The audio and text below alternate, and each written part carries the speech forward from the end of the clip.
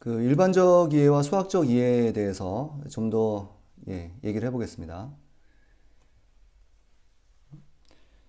우리 교육에서 일반적 이해와 수학적 이해를 구분하지 않음으로써 개인이나 사회가 저는 굉장한 손해를 보고 있다고 생각을 해요. 자, 우리가 대부분 이제 파이가 무리수라고 배웁니다. 파이는 무리수다.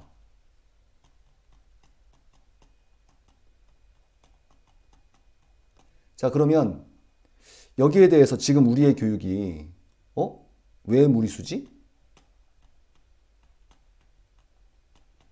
이렇게 궁금해하게 만듭니까?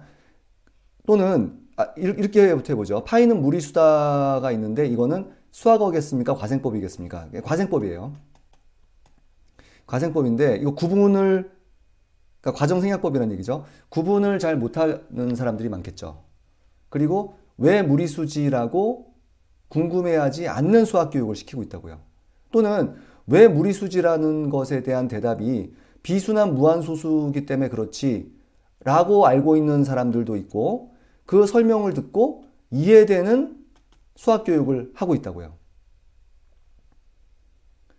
그것은 굉장히 개인이나 사회로 적으로 손해고 기본적으로 수학이 해야 될 사회적인 역할 그리고 자정작용 이것이 심지어는 수학 교육에서도 왜곡되게 일어나는 자정작용이 일어나지 않고 그렇다고 생각합니다. 그 모든 원인은 수학적 이해와 일반적 이해를 구분하는 교육을 시키지 않아서 그렇습니다.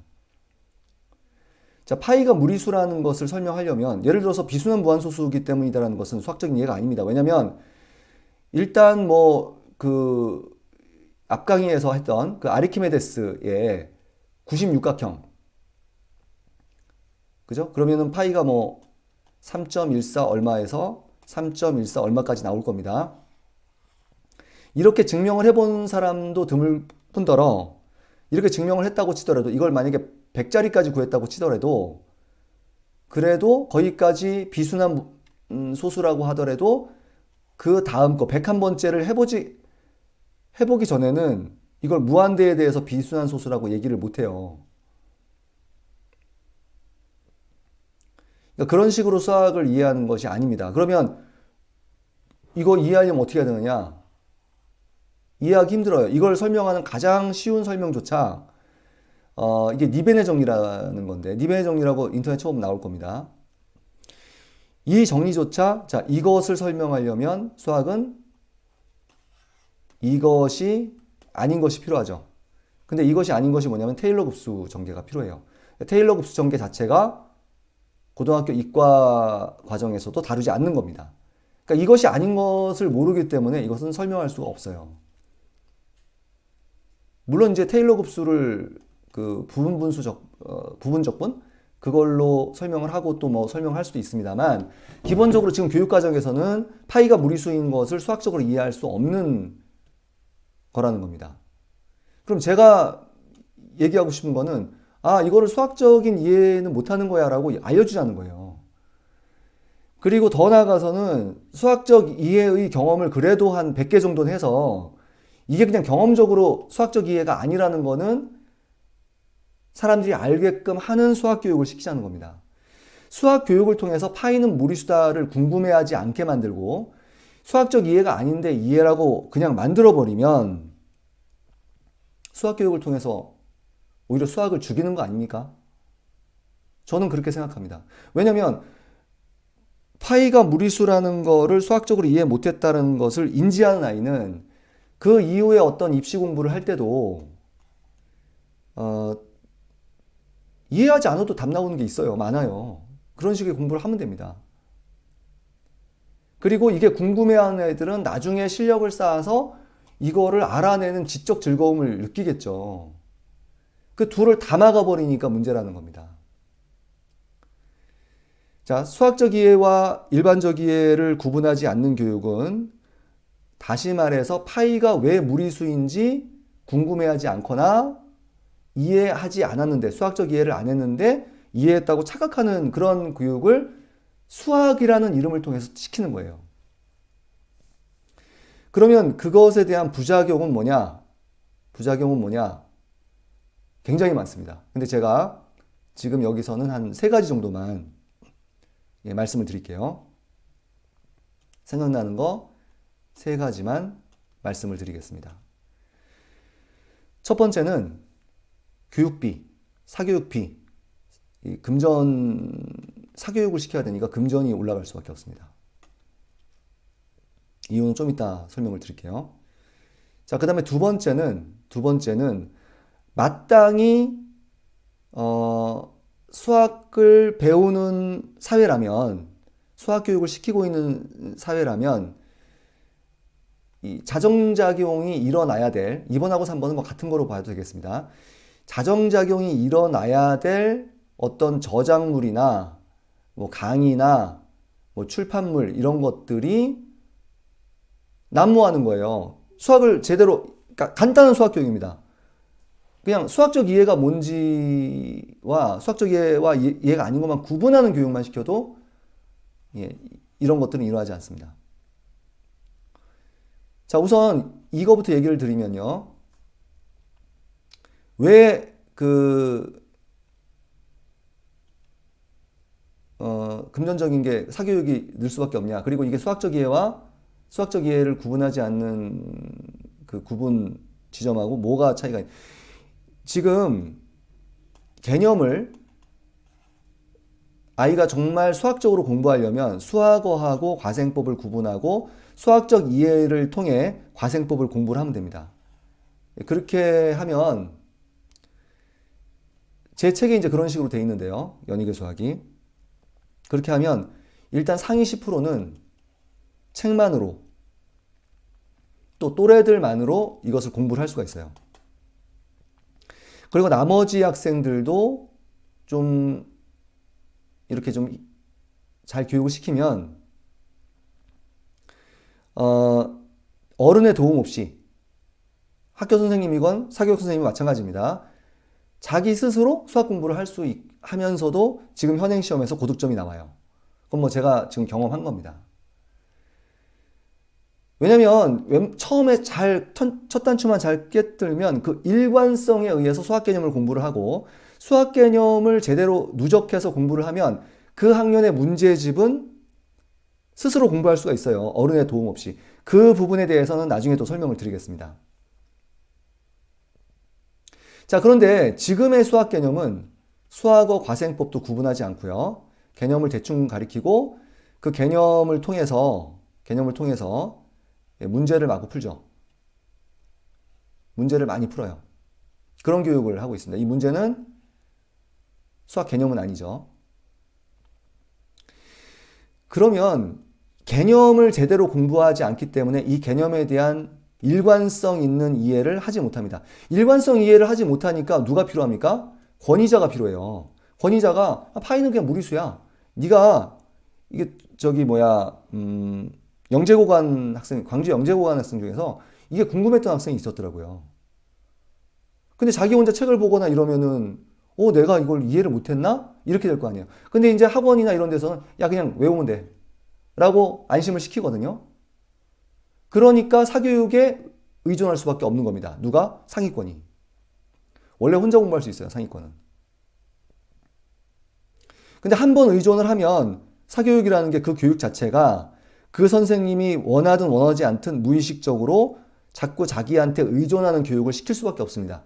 그러니까 책으로 이해할 수 있는 원래의 아이들조차 사교육에 의존하게 만들죠. 그리고 나머지 애들은 잘하는 애들이 사교육 나가니까 얘들도 또 사교육을 나갈 수밖에 없어요. 그래서 지금 수학적 이해와 수학적 이해를 구분하지 않는 것은 교육 전반적으로 사교육과도 연결이 됩니다. 저는 기본적으로 학교 교육이 저보다 훨씬 잘 쓰겠습니다만 제가 쓴 책을 모델 삼아서 또는 저를 저자로 만들고 교육 과정을 저한테 만약에 설계를 하라고 한다면 저는 사교육 지금의 적어도 절반, 많게는 10분의 1배로 줄일 수 있습니다.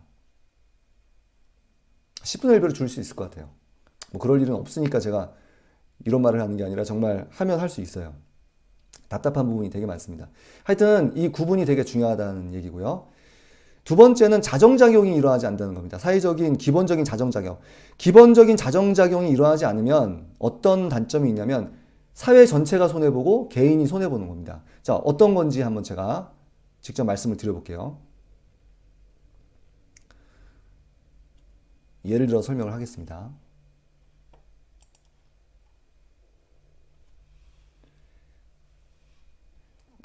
자, 이게 좀 할 얘기가 여기도 많은데 넘어가고요.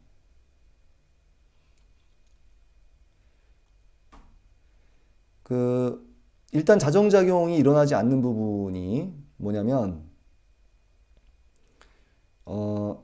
수학책은 그래도 좀 덜합니다. 프랜차이즈, 강의 이런 것들에서 기본적으로 사회에서 걸을 수 있는 수학 교육이 이게 이상하네. 이거 이상하네? 라고 자정작용이 일어나야 될 게 뭐 새로운 뭐 대안 교육인 양, 새로운 좋은 교육인 양 착각하기 쉽다는 거예요. 제가 뭐 보면은 뭐 EBS에서 소개된 교육도 있고요.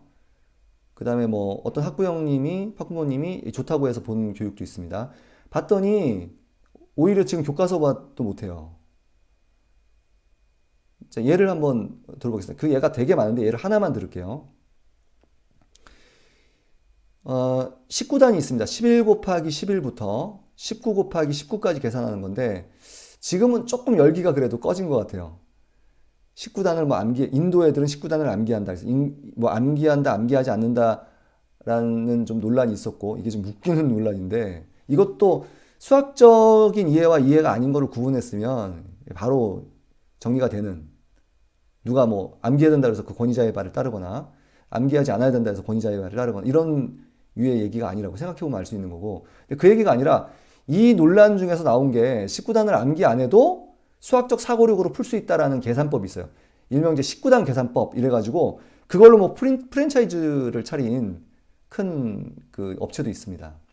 어떤 거냐면 17 곱하기 만약 13을 계산하라 그러면 기존의 방법은 뭐 이렇게 하는데 17에다 3을 더하고 10을 곱한다. 그럼 얼마죠? 200이죠? 200에다가 1의 자리를 곱한 걸 더한다. 21을 더해서 221이다. 그러면 이제 90%는 열광하는 것 같아요. 이런 계산법에 의해서. 암기 안 해도 수학은 암기가 아닙니다. 이거 사고력으로 풀어야 됩니다. 이렇게 하면 이런 데에 기본적인 자정작용이 일어나지 않고 혹한단 말이죠. 19 곱하기 17 그러면 똑같은 방법으로 19에다 7을 더합니다. 26이죠? 10을 곱하니까 260. 거기다 97, 63을 더하면 323. 기존 계산법보다 좀 간단하죠. 19단은 11 곱하기 11부터 19 곱하기 19까지 이런 방식으로 하면 다 계산이 됩니다. 그래서 이거를 뭐 괜찮은 교육이라고 생각을 하는 거죠. 학부모님들이. 근데 그런 부모님들이 서울대도 나오시고 뭐 한의사시고 뭐 의사시고 그러세요. 그 수학하는 법을 좀 저는 가리키자는 게 제 주장입니다.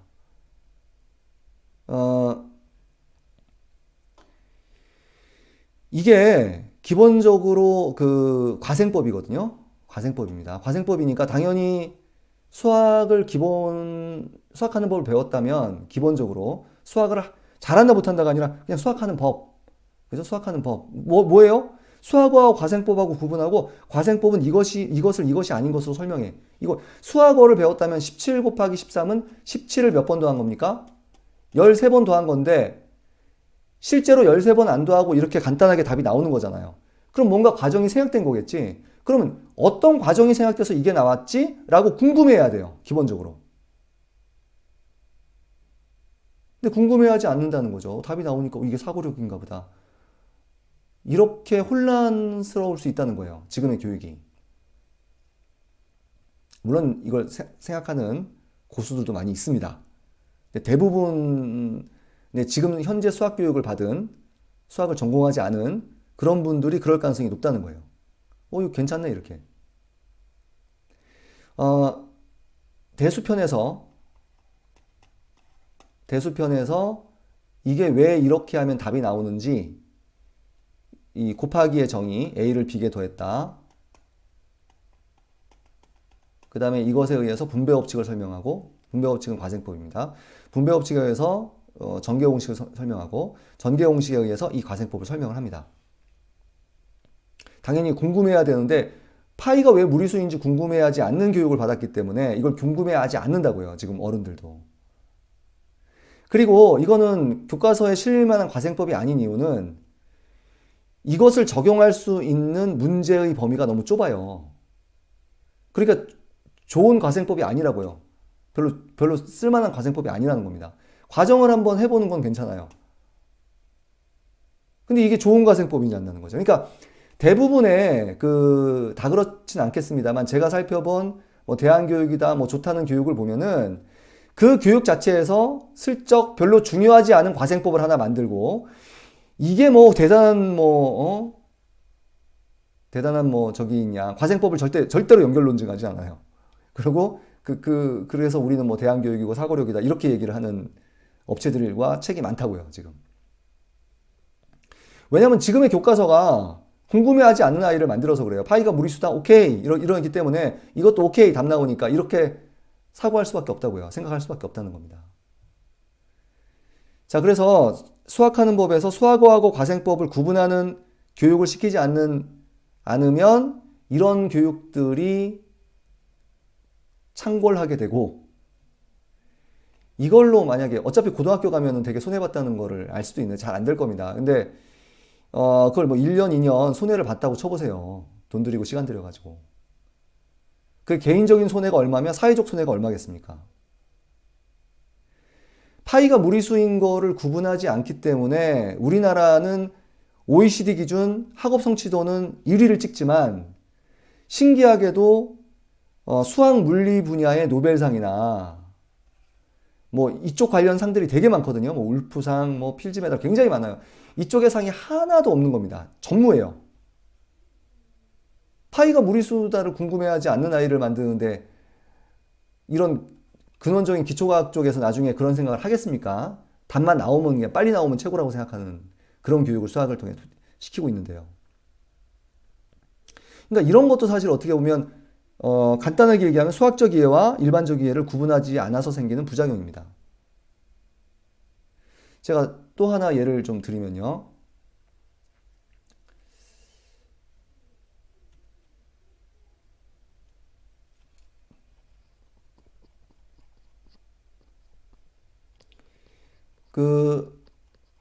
이건 뭐 제가 위험하게 더 나가면 뭐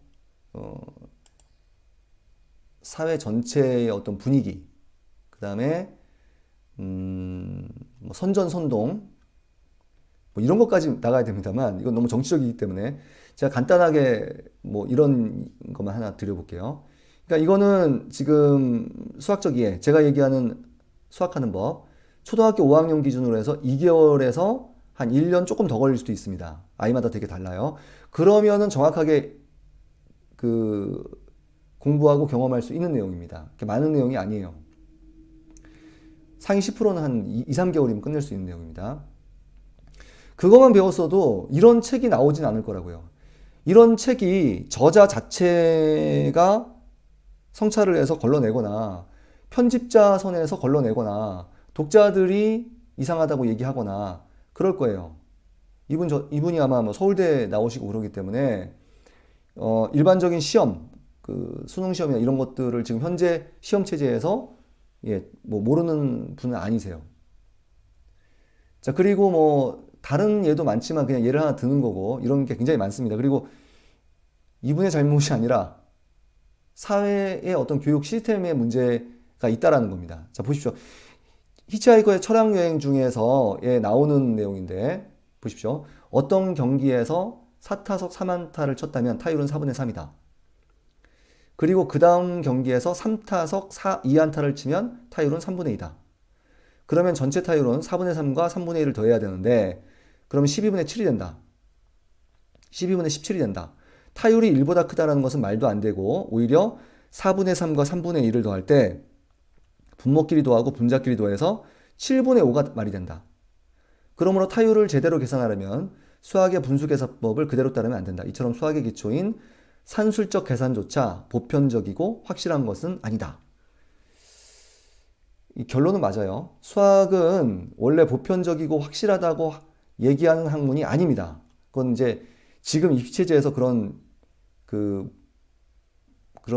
교육을 우리가 받았기 때문에 그렇게 오해하는 거고, 이 부분에 대해서도 제가 설명을 여기 뭐 쭉 써놨는데, 요 교재에서도 좀, 이 강의를 통해서도 좀 드리면은요, 이게 일단 수학어와 과생법을 구분하고, 과생법을 수학적 이해를 한 10개만 해봤어도 이런 오류를 저자가 쓰진 않았을 겁니다. 그리고 그런 경험이 있다면 편집자에서도 얘기를 했을 거예요. 이건 논리적으로 맞지 않다. 자, 어떻게 잘못됐냐면은, 일단 여기서 수학어를 썼어요. 뭐냐면 타율.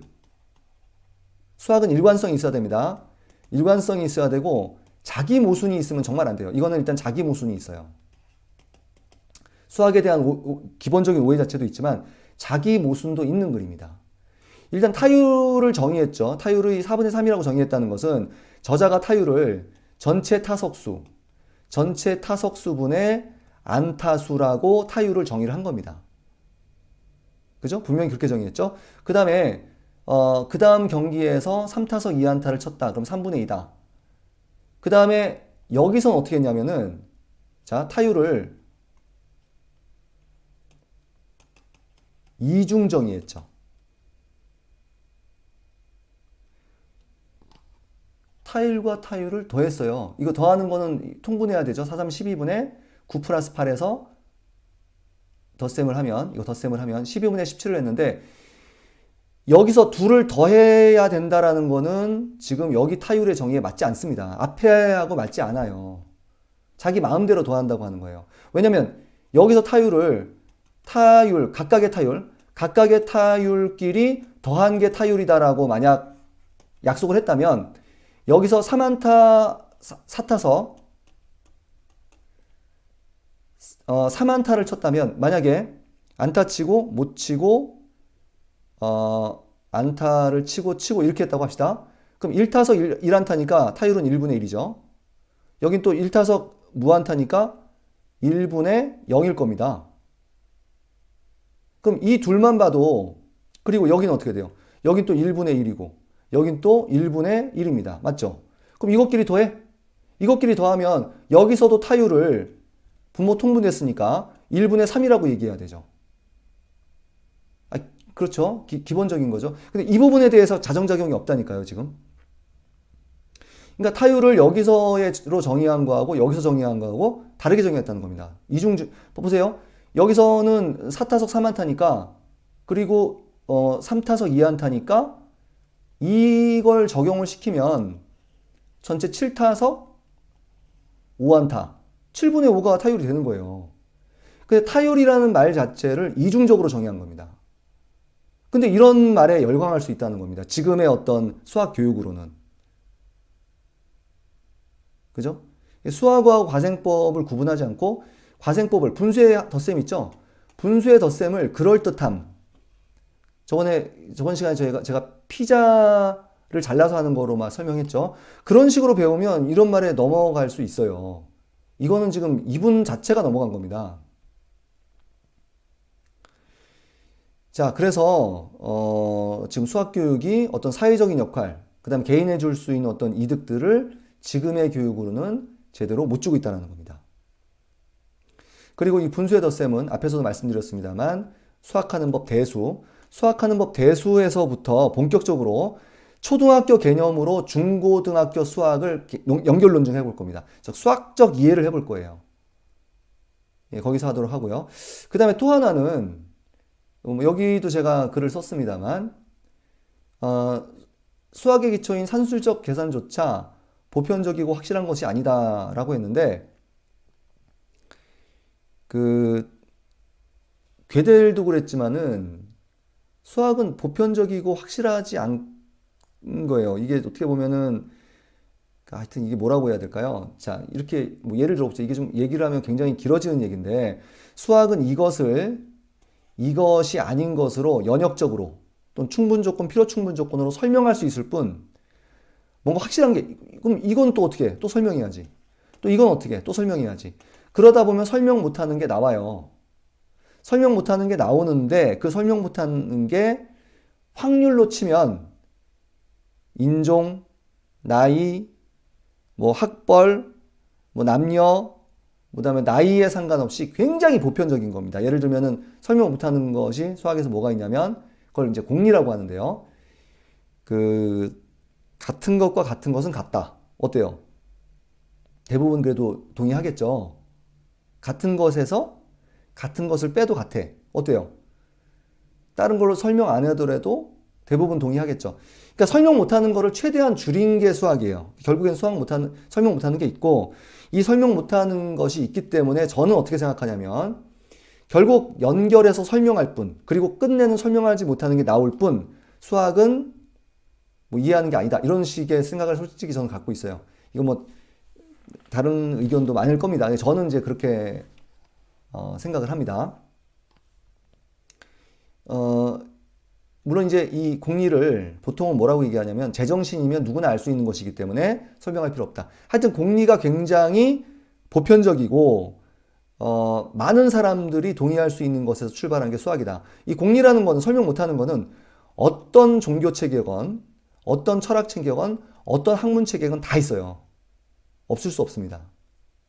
그런데 기본적인 공리를 딱 들여다보면 수학이 굉장히 보편적입니다. 그래서 나름대로 거기서 이제 연역적으로 계속 이 파생이 나온 거기 때문에 굉장히 믿을 만한 학문이 되는 거예요. 자, 그리고 또 하나를 말씀을 드리면